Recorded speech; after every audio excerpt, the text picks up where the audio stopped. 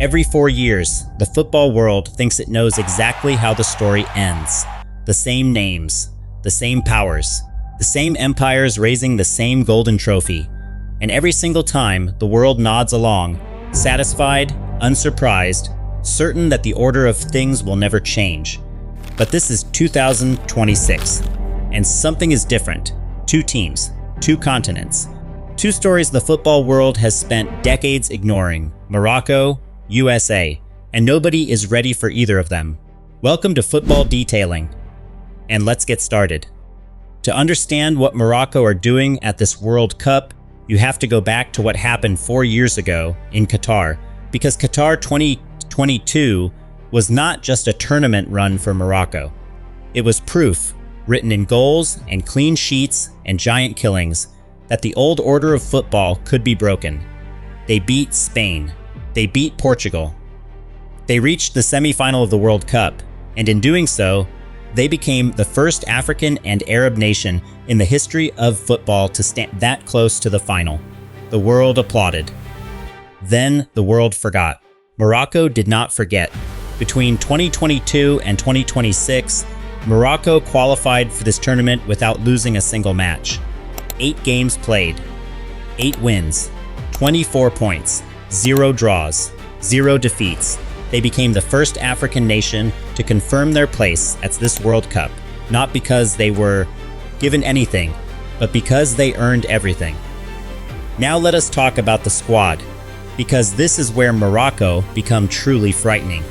Start with the captain, Achraf Hakimi, right back for Paris Saint-Germain, Champions League winner, and the most decorated African footballer alive today.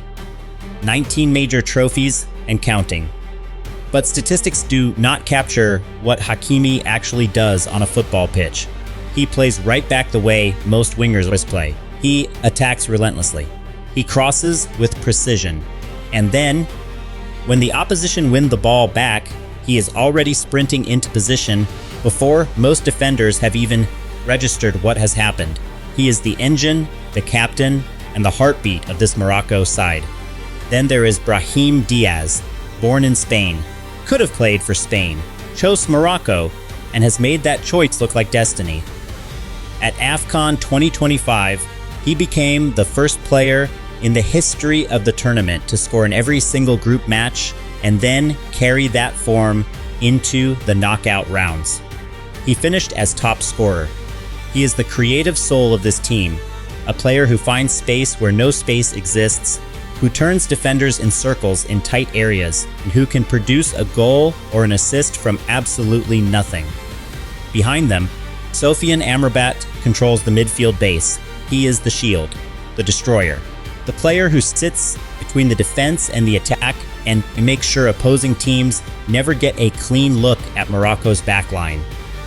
And around him, young players like Bilal El Khanous and Ismail Saibari provide energy, creativity, and the willingness to take on anyone.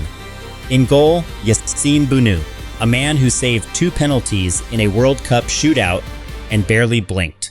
A goalkeeper who makes the difficult look routine and the impossible look manageable. Tactically, Morocco under coach Mohamed Ouabi are built on 3 non-negotiable principles. First, they press the ball aggressively and collectively. When Morocco lose possession, every single player immediately moves to win it back. There is no standing and watching. Second, when they do win the ball, they transition to attack at frightening speed.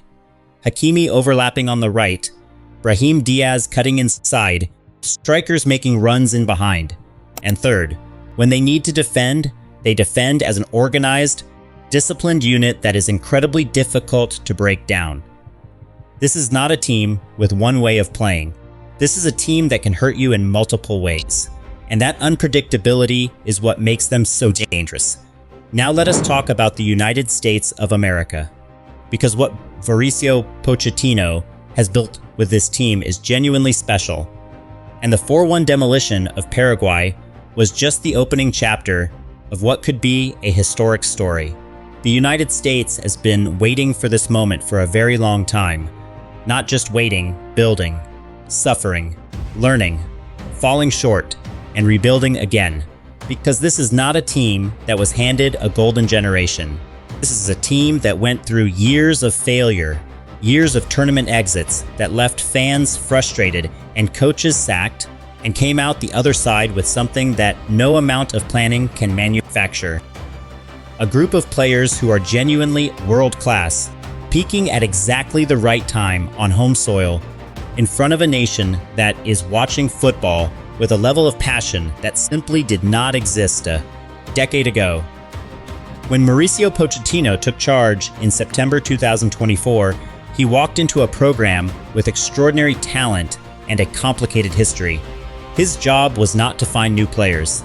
His job was to make the ones he had believe. Believe in the system, believe in each other, and believe that winning the World Cup at home was not a fantasy, but an achievable ambition. Christian Pulisic, AC Milan, the most recognizable American footballer on earth, a player who has spent years carrying the weight of a nation on his shoulders and has finally reached the age and the form where that weight seems to energize him rather than burden him. He creates, he scores. He connects the lines between midfield and attack, and when Pulisic's playing with confidence, this entire team plays differently.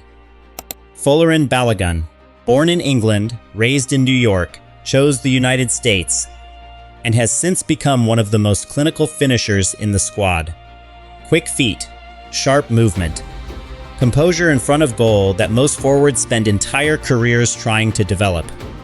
At just 23 years old, he is already performing at World Cup level, and he is only going to get better. Tyler Adams, defensive midfielder who makes everything else possible.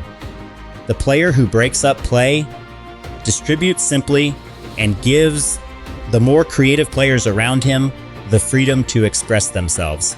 Adams is the kind of footballer that fans do not always appreciate until he is missing from the team, and then suddenly everything falls apart. And then there is Gio Reyna, the son of Claudio Reyna, who played for this same team in earlier generations. The X Factor, the player who comes off the bench and changes a game in an instant.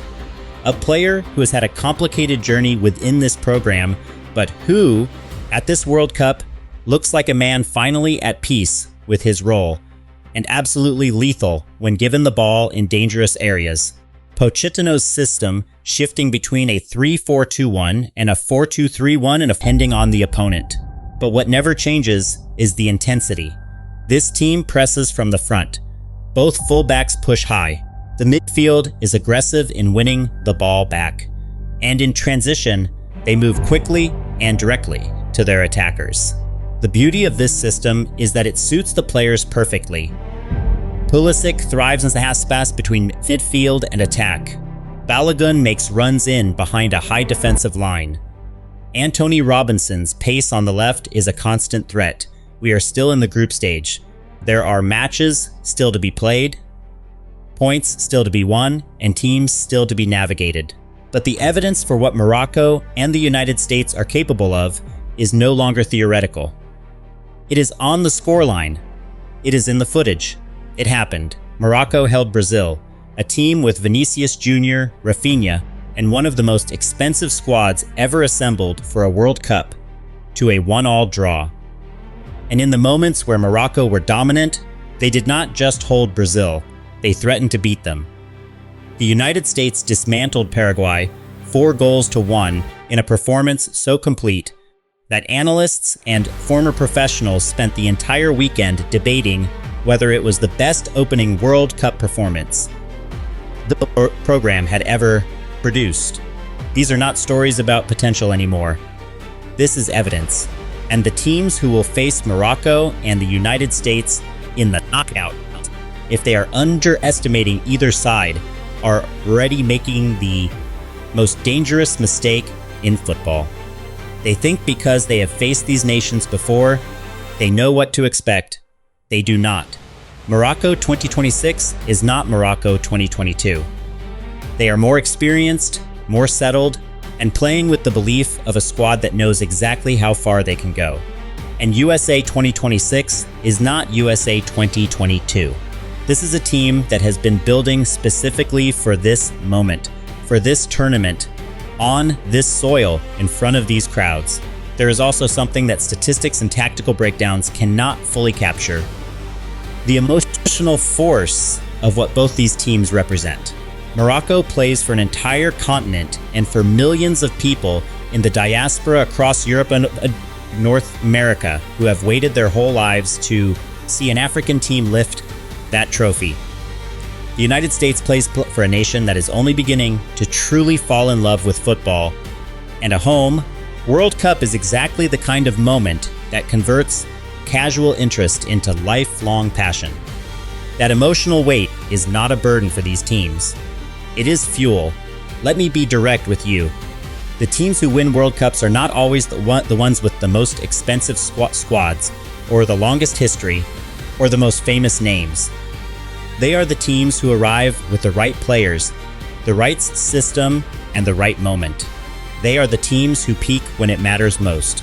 Morocco have Hakimi and Brahim Diaz and Bunu and Amrabat, and a generation of players who remember what it felt like to stand at the semi-final 4 years ago and dream about going one step further. They have a coach who built this system from the ground up. They qualified without losing once. And they have just proved against Brazil that they belong in any conversation about who can win this tournament.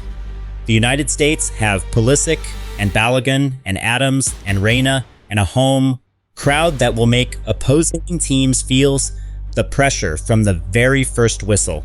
They have Pochettino, a manager with a Champions League final on his CV, and the kind of elite coaching pedigree this program has never had before. And they have just produced one of the most dominant opening World Cup performances in their history.